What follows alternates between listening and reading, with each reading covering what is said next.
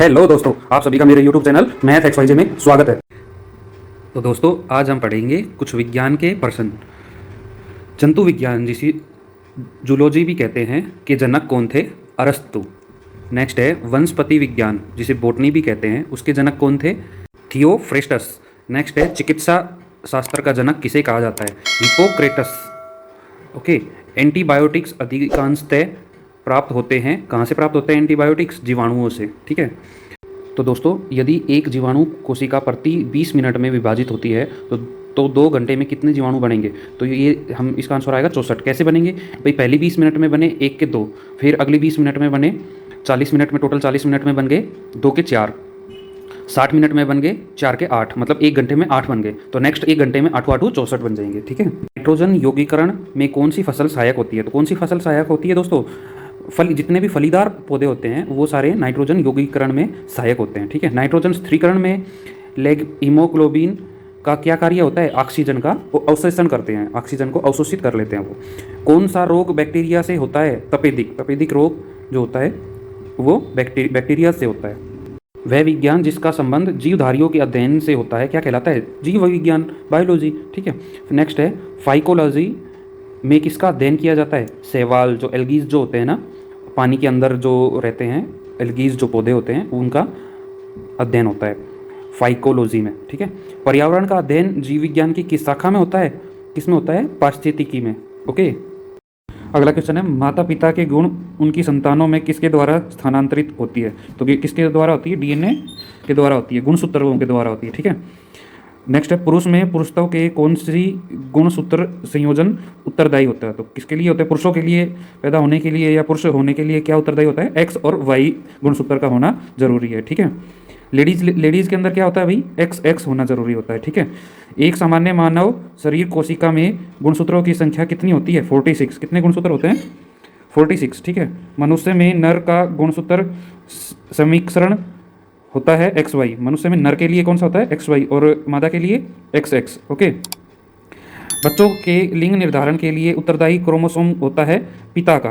क्या होता है? पिता ही होता है। ठीक है। बच्चों के लिंग निर्धारण में उत्तरदायी कौन होता है? पिता होता है। ठीक है। माता नहीं होती, लेडीज नहीं होती है। ओके। मनुष्य में कौन से क्रोमोसोम के मिलने से बालक का जन्म होता है? कौन कौन से मिलने से होता है? पुरुष का Y, बालक मतलब लड़के का। ठीक है। तो पुरुष का तो Y और लेडीज़ का X, मतलब लेडीज़ के अंदर सिर्फ X ही होता है और जेंट्स के अंदर क्या होता है? X और Y होता है। ठीक है। तो जब अगर X से X मिल गया तो लड़की पैदा हो जाती है, और लेडीज़ के X और जेंट्स के Y मिल गया, XY बन गया, तो क्या बन जाता है? लड़का बन जाता है। ठीक है। तो कौन जिम्मेदार होता है लिंग निर्धारण के लिए? पुरुष ही जिम्मेदार होता है। ठीक है ना। तो हम कभी भी देखते हैं जो दादी परदादी जो होती थी वो लेडीज़ को ही जिम्मेदार मानती थी और कहती थी तो बस लड़कियां ही पैदा कर सकती है, लेडीज़ को ही जिम्मेदार मानती थी। ठीक है। जो कि गलत है। कौन जिम्मेदार होता है? जो पिता होता है वो जिम्मेदार होता है। ठीक है। एक वर्णाध पुरुष व सामान्य महिला की संतानों में पुरुषों के वर्णाध होने की संभावना होती है 0। ठीक है। शिशु का पितृत्व स्थापित करने के लिए एक तकनीक का प्रयोग किया जाता है DNA फिंगर प्रिंटिंग से। ठीक है। जीन शब्द किससे बना है? जी मेंडल से। ओके। नेक्स्ट है वर्णाधता वाले व्यक्ति को लाल रंग दिखाई देता है। क्या दिखाई देता है? लाल रंग हरा दिखाई देता है। जिसको कलर ब्लाइंडनेस होती है उसको लाल रंग कैसा दिखाई देता है? हरा दिखाई देता है। एक वर्णाध पुरुष एक सामान्य महिला से विवाह करता है। वर्णाधता के लक्षण उत्पन्न होंगे उसके पुत्रियों के पुत्रों में। किसमें? पुत्रियों के पुत्र में वो आएगा कलर ब्लाइंडनेस। ठीक है। नेक्स्ट है गुणसूत्र में होते हैं, क्या होते हैं गुणसूत्रों में? DNA और प्रोटीन। ठीक है। DNA अंगुली छाप का प्रयोग किसकी पहचान के लिए किया जाता है? बलात्कारी, ठीक है, माता पिता या चोर के लिए। ठीक है। जेनेटिक्स किसका अध्ययन है? अनुवांशिकता और विचरण का। किसका है? अनुवांशिकता और विचरण का अध्ययन है जेनेटिक्स। ठीक है।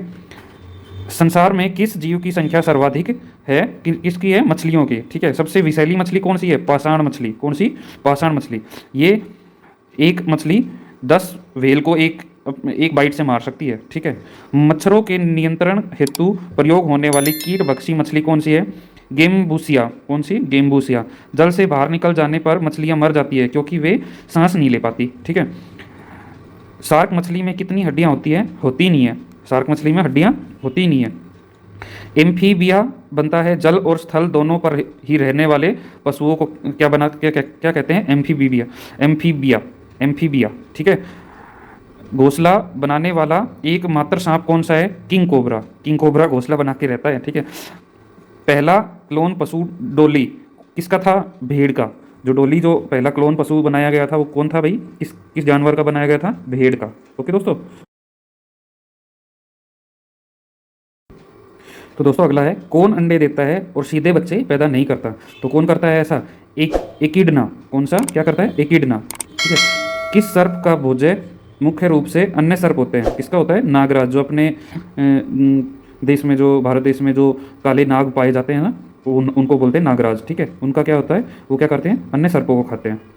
तालाबों और कुओं में किसको छोड़ने से मच्छरों को नियंत्रण करने में मदद मिलती है? तो कौन सी मछली? अभी बताया था ना, गेम्बूसिया। कौन सी? गेम्बूसिया मछली को छोड़ देते हैं तो वो क्या खा जाती है? इनके लार्वाज को खा जाती है, ठीक है। मच्छर के लार्वा जो होते हैं उनको खा जाती है।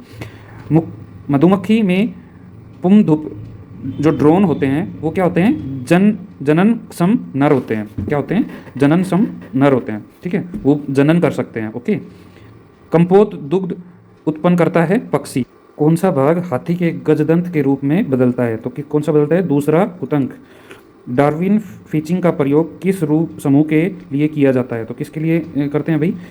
पक्षियों के लिए। डार्विन फीचिंग किसके लिए करते हैं?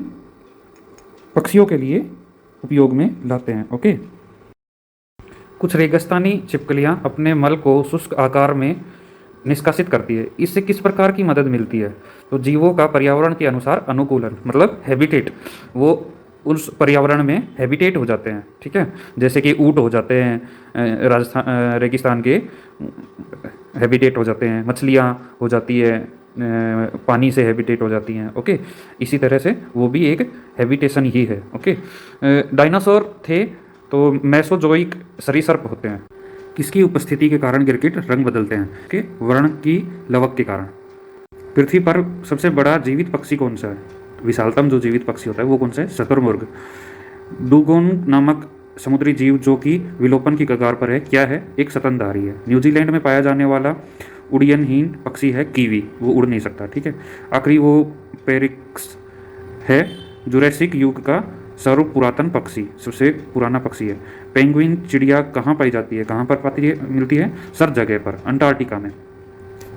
सबसे बड़ा उड़ने में असमर्थ पक्षी जो सबसे तेज गति से दौड़ सकता है वो कौन सा है? Ostrich, okay. पाओ क्रिस्टेस किस वैज्ञानिक नाम है? किसका वैज्ञानिक का नाम है? मतलब वह किस चीज़ का वैज्ञानिक नाम है? मोर का। पाओ क्रिस्टेस। वह एकमात्र पक्षी जो पीछे की ओर उड़ता है, गुंजन पक्षी। व्हेल के हृदय में कितने चैम्बर होते हैं? 4, ठीक है। वह स्तनधारी जो खतरे के संकेत के समय गेंद के समान हो जाता है, कंटक चूहा। स्तनपायी के उत्सर्जनीय उत्पाद मूत्र में अधिकता पाई जाती है किसकी? यूरिक अम्ल की, ठीक है। हरित ग्रंथियां संबंधित है उत्सर्जन से। कुटक किसमें नहीं पाया जाता? किसमें नहीं पाया जाता? बतख में। डायनासोरस थे सरीसृप जो लुप्त हो गए। रक्त में प्रति स्कंद पदार्थ कौन सा है? हेपरिन। आर्कियोपेट्रिक्स किन वर्गों के प्राणियों के बीच की योजक कड़ी होती है? तो सरीसृप और पक्षियों के बीच की कड़ी होती है। मतलब जो पक्षी से सरीसृप बने थे उनके बीच की जो कड़ी है वो ये होती है। किस समूह के जीवों का डूबने से हुई मृत्यु का पता लगाने में महत्व है? डायटम का। मेमथ पूर्वज हैं किसके? हाथी के, ठीक है। हाथी के पूर्वज कौन है? मेमथ। फिरोमोन्स पाए जाते हैं कीटों में। भारत में सबसे बड़ी मछली है व्हेल शार्क। प्राइमेटो में आधुनिक मानव का निकटतम संबंधी कौन है? गोरिल्ला। पांडा भी उसी कुल का है जो कि भालू है।